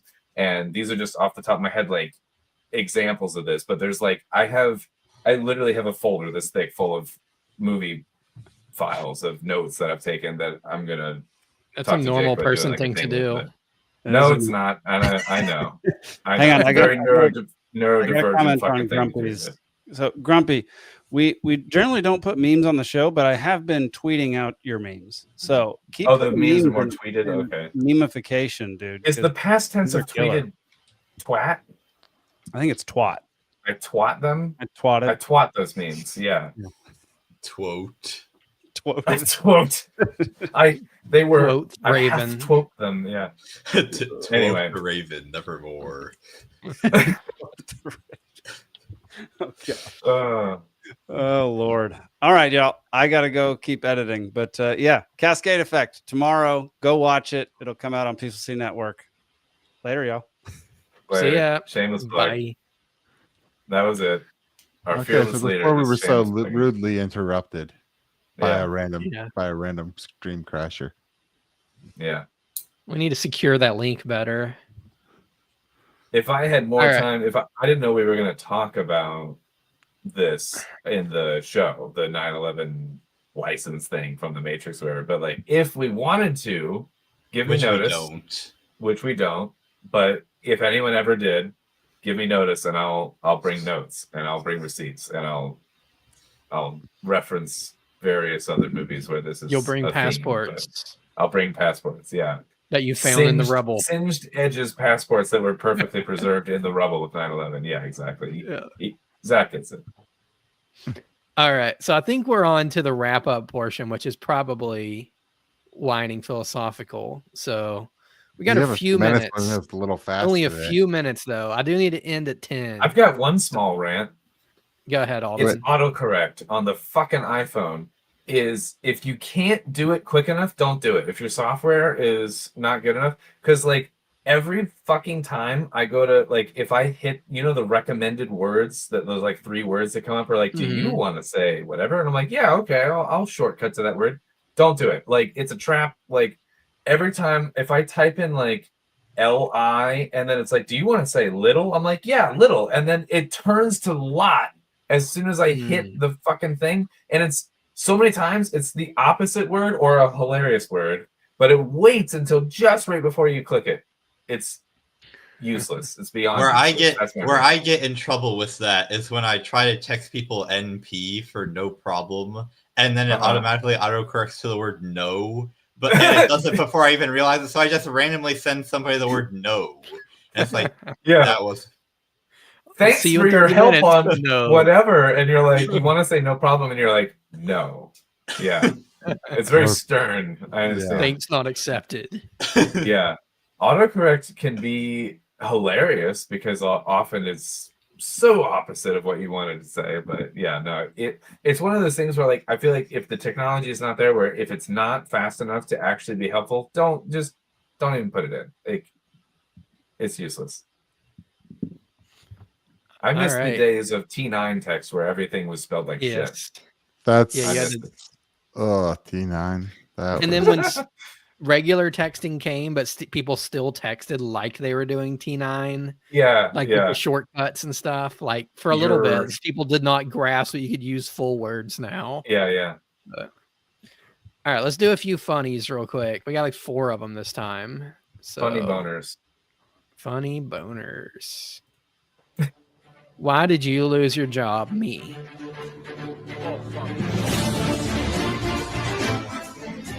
Oh, they made like sales. Yeah, and they put like industrial fans.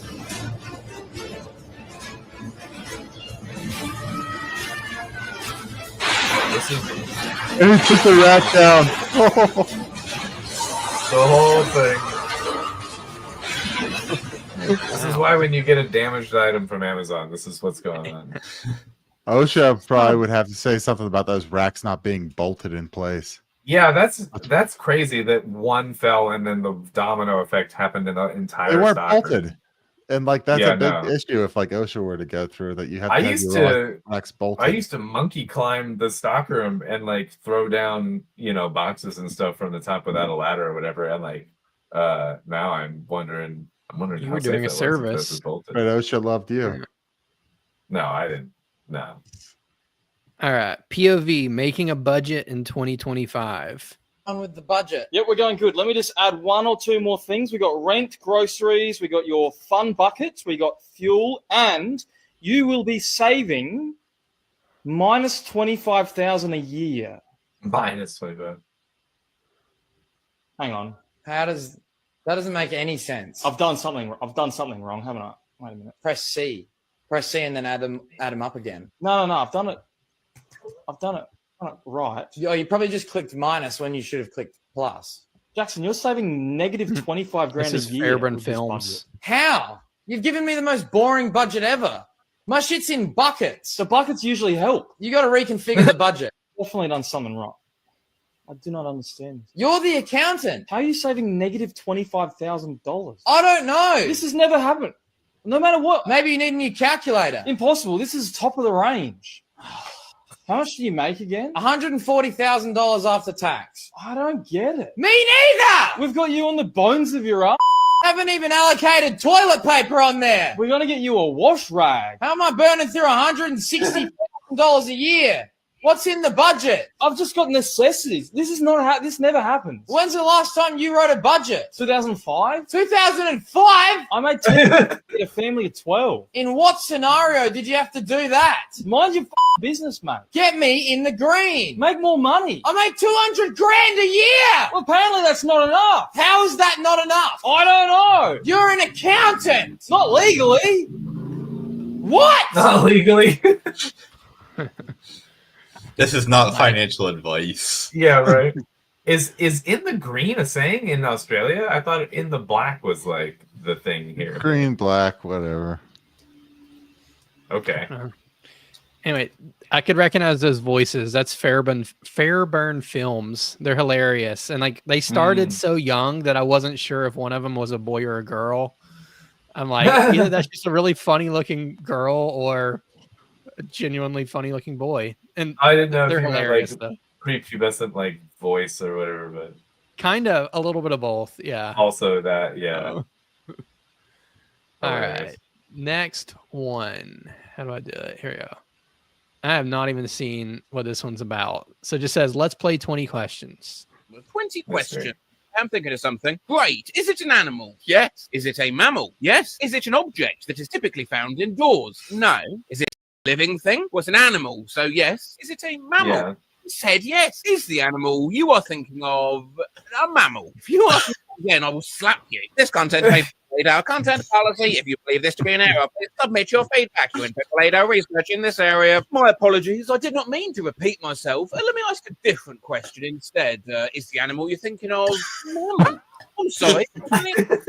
I don't have a physical form and cannot feel physical sensations like pain. Is there anything else I can assist you with? We're playing 20 questions. My apologies. I apologize for my mistake. Let's continue the game. It's a mammal. Hey, great. That narrows it down. Is this mammal commonly kept as a pet? Sometimes. Is it a carnivore? No. Is it a domesticated animal? Yes. Is it a domesticated animal? Yes, again. Is it a domesticated animal?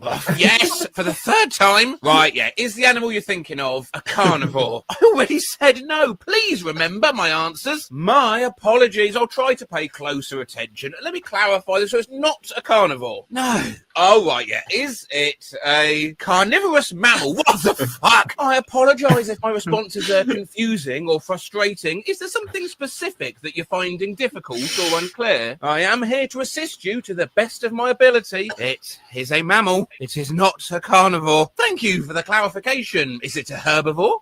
Yes. Is it a domesticated animal? For the fourth time, yes. Is it a bear? A domesticated bear? No, it is not a domesticated bear. You still have 9 questions left. You're asking the question. I apologise for the confusion. Let me start again. Is this animal commonly kept as a pet? Sometimes. Is the mammal you're thinking of primarily herbivorous? Yes. Is the animal a horse? Yes. Oh. Is it a platypus? It keeps going. That had to be old ChatGPT. I don't think it's that good anymore. This feels gotta like be being 3. This is like ChatGPT, like trying to pose as a It'd be like sibling. GPT when you're like 2. 8 years old, like just fucking with people. What's this about? All right. Last one. I have no idea what it's about. The title is Why Do You Work Out? Work out. Why indeed? What? Why do you work out? To look cooler during sex. Not for health reasons. No, good. Have sex and look cool at the same time. But you should work out because it's healthy for your heart. That's right. Live longer, have more cool looking sex. But looking cool during sex doesn't really matter. You gotta look cool all the time, sir. You work out because it's good for you. It's good to look cool during sex. It's even cooler when you're healthy. Whatever. That's fine. I trust you. Okay. There's a difference. You're not gonna look cooler during sex. I'm built different. Nice clip. All right. I've seen that a long time ago. That's a great one, though. I have like a weird, long-standing inside joke with Haley about this. Whenever she like sees me working out, I'm like grunting and I'm like, "Cool, get sex." Like, it's just like a weird inside joke in this house for some reason. TMI. I don't know, whatever. Yeah, well, Yes. Sharing. And on that note, yeah, and good night. Yeah, I'm sorry. What are you doing? All right. Anything to last words? Anything to plug, Zane? No. Nick? The dollar's collapsing and the moon is going to hit the planet. The moon's actually getting further away from Earth every year. Yeah, Slightly. That's why eclipses aren't perfect eclipses anymore. Yeah, But they were. So I'm probably doing important stuff. I can't remember what it is right now. Got to do a poo. But a number 2. I will let you know when I remember. All right. Next week. Alden, anything from you? No, I already said the moon's going to hit the Earth. Yeah. Yeah. All right. Well, I'm tired. I'm going to go to bed. I got to get up early. Check out banishedbigbrother.com. And that's about it. So we will see you next week, hopefully with Jake back. Boom. He's not editing. Yeah. Yep. Well, and watch the Cascade Effect tomorrow. I guess. All right. Yeah. See ya. Bye.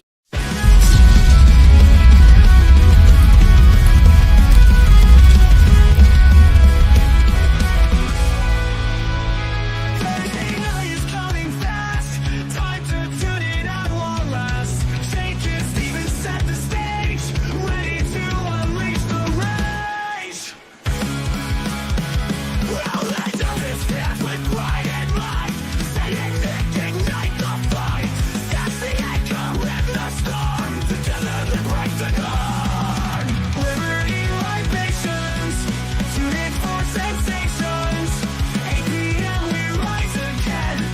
the crew and lets us